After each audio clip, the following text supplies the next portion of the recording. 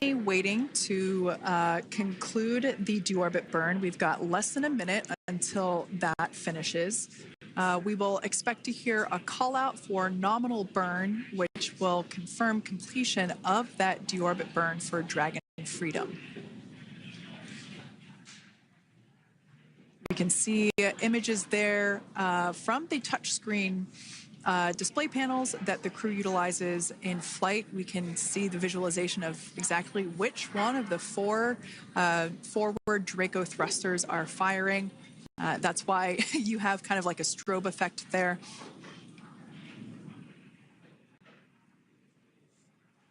And if you're just joining us, you are looking at live views of the Dragon Freedom. On your left is Commander of Crew 9, Nick Hague. To his right is Roscosmos cosmonaut Alexander Grabenkin. And on also in Gorbanov, excuse me, that is Alexander Gorbanov.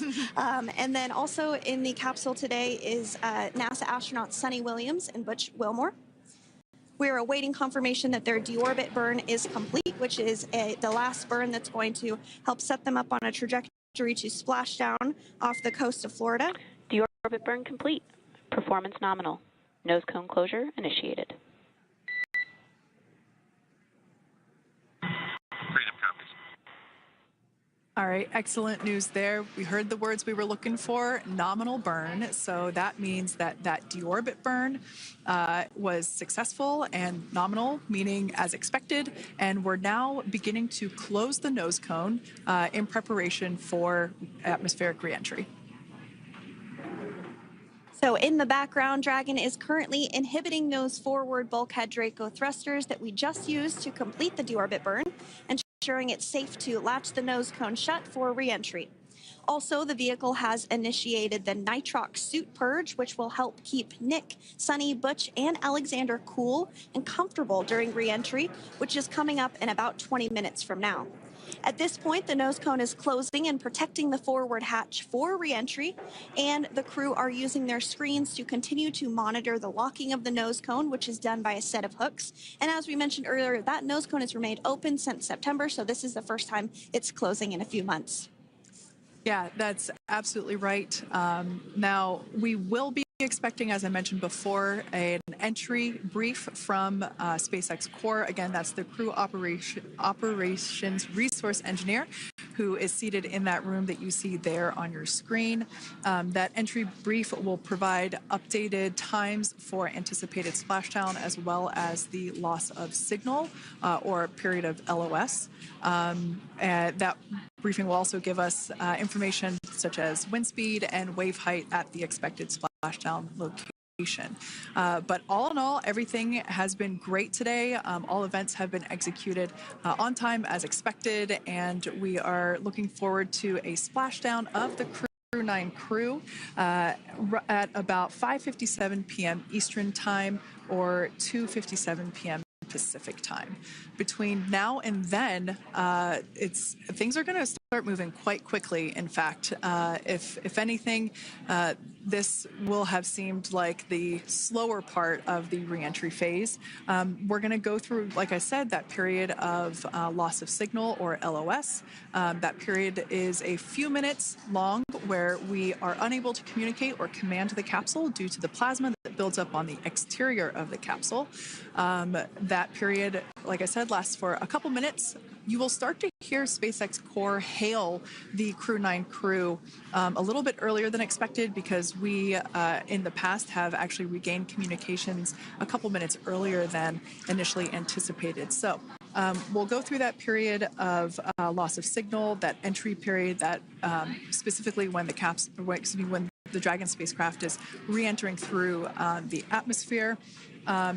Approximately at about 18,000 feet when the capsule is traveling at 350 miles per hour. We will see our first views of parachutes for the day. It's one of my favorite moments of return sequences is when we get to see the drogue parachutes. We'll see the drogues come out. Those drogues will help slow the vehicle down to about 119 miles per hour. And then that is when the main parachutes will come out from the from the Dragon spacecraft and then ultimately end in splashdown. And we are hearing confirmation that the nose cone is closed and everything was nominal or as expected with that closure. So as we begin the second half of entry, Dragon is now beginning to inject cooled nitrox into the air being delivered to the spacesuits worn by Nick, Sunny, Butch, and Alexander. Again, this is what will allow the crew to remain comfortable while external temperatures reach 3,500 degrees Fahrenheit as they re-enter the Earth's atmosphere. So the heat shield is pointing forward, leading Dragon to the landing site. Yeah. Now, speaking of the heat shield, Dragon's primary heat shield is comprised of PICA 3.0, which stands for Phenolic Impregnated Carbon Ablator. The first-gen PICA was initially developed by NASA for studying and sampling comets within our solar system. SpaceX partnered with NASA to develop PICA X, which was the second-generation product used on all Dragon 1 cargo resupply service missions.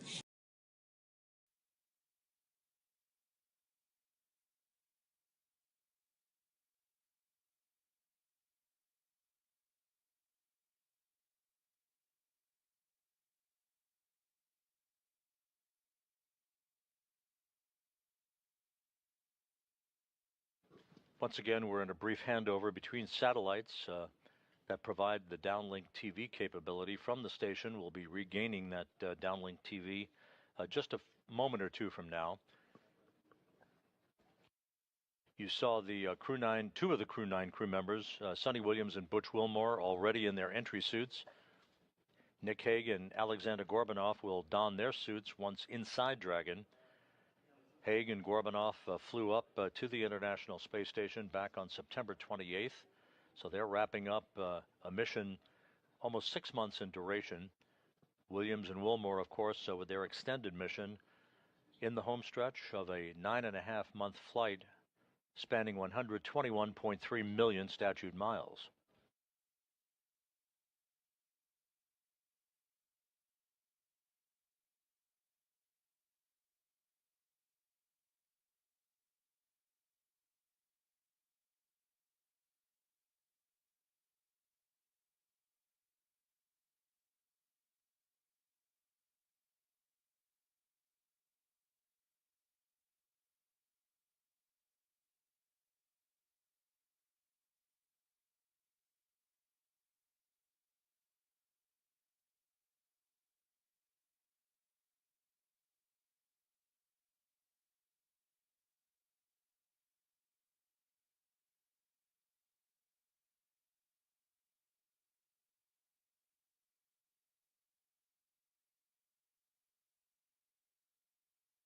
And now inside Dragon, you see Butch Wilmore on the far left. In the center of your screen, Alexander Gorbunov. Nick Hague on the far right. They will settle into their respective seats aboard Freedom as countdown clocks here in Mission Control are ticking backward toward the time of the command to initiate the opening of hooks holding Freedom to its docking port on the space-facing side of the Harmony module. That command to be issued about an hour and 55 minutes from now. The actual physical separation, what we peg as undocking for the history books, is scheduled at 12:05 a.m. Central, 1:05 a.m. Eastern. SpaceX copies on hatch closure. We'll send a command momentarily to transition the state machine to hatch closed. You can reference your hatch closed event details for a few actions and then complete suit donning per procedure 4.010.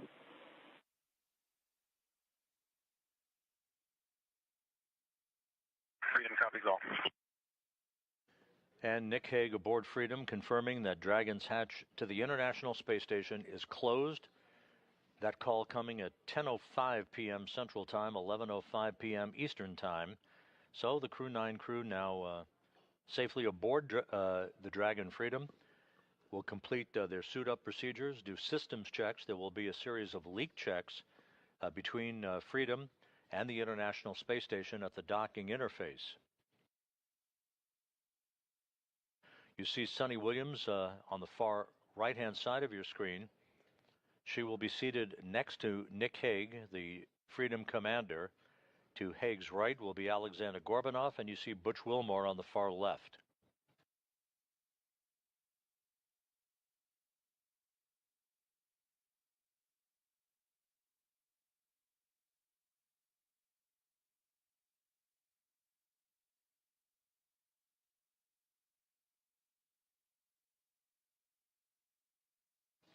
The undocking between Freedom and the International Space Station will take Freedom above and behind the orbital laboratory through a series of what are known as departure burns. Freedom then will swing below the space station on a trajectory for the deorbit burn, a 7-minute, 29-second braking maneuver that is scheduled at 4:11 p.m. Central Time on Tuesday afternoon, 5:11 p.m. Eastern Time. That will slow Dragon down by more than 50 meters per second, allowing it to drop out of orbit for its high-speed entry back into the Earth's atmosphere and a parachute-assisted splashdown off the coast of Florida.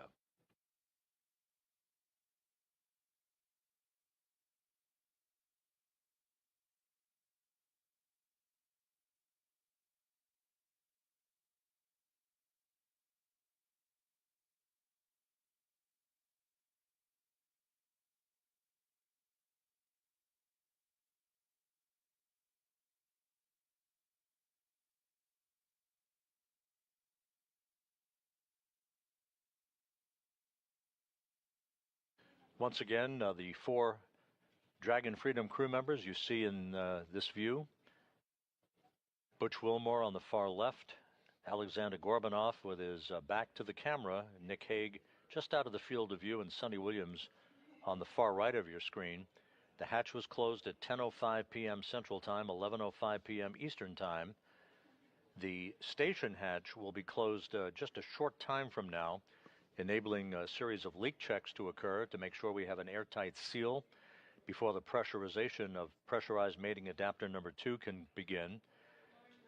The vestibule will be depressed to vacuum, setting the stage for the initiation of the commanding of the opening of the hooks holding Dragon in place and the physical separation of Dragon from